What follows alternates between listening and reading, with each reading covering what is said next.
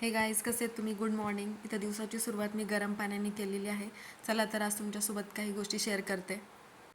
मी proper पुणेकर आहे. तर माझं कॉलेज होतं हुजूरपागा.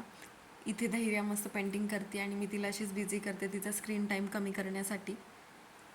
हो, तर मी तुम्हाला हे सांगत होते, मी हुजूरपागा HMVMमध्ये होते पुण्याच्या.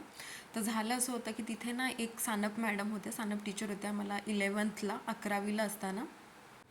आणि कॉलेजच्या पहिल्याच दिवशी ना त्यांनी एक प्रश्न विचारला होता की तुमचा सगळ्यात जास्त विश्वास कशावर आहे, नशिबावर आहे की कष्टावर.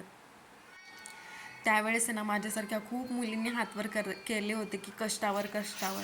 कसं असतं, सळसळतं रक्त असतं आणि कष्टावर त्यावेळेस तर खूपच आपला विश्वास असतो.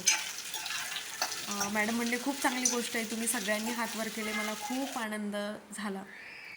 आणि त्याच्यानंतर ते असंही म्हणाले की बाळांनो, मला खूप छान वाटलं की तुम्ही कष्टाला निवडलं, पण मी तुम्हाला असं सांगते की तुम्ही जेव्हा मोठे व्हाल, तुमचं लग्न होईल, तेव्हा तुम्हाला समजेल की नशिबाच्या पुढे काही नसतं. बऱ्याच गोष्टी ह्या नशिबावर अवलंबून असतात.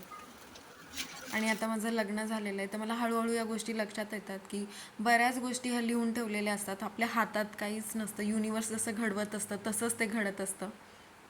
इथे प्रयत्न तर सगळेच करतात, कष्ट तर सगळेच करतात, पण सगळ्यांच्याच प्रयत्नांना आणि कष्टांना यश मिळतं असं तर नाही ना. हे मी खूप साऱ्या ॲक्टर्सच्या पॉडकास्टमधनं ऐकलेलं आहे किंवा मी बऱ्याच लोकांच्या कहाण्या पण ऐकल्यात. ह्याला तुम्हीसुद्धा कुठे ना कुठे रिलेट तर करू शकता.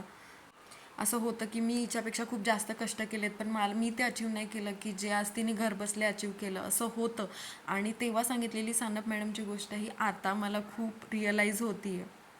इथे धैर्य इतकी प्रेमळ आहे की ते सुद्धा घास भरवत होते. कसा वाटला ब्लॉग? Please subscribe.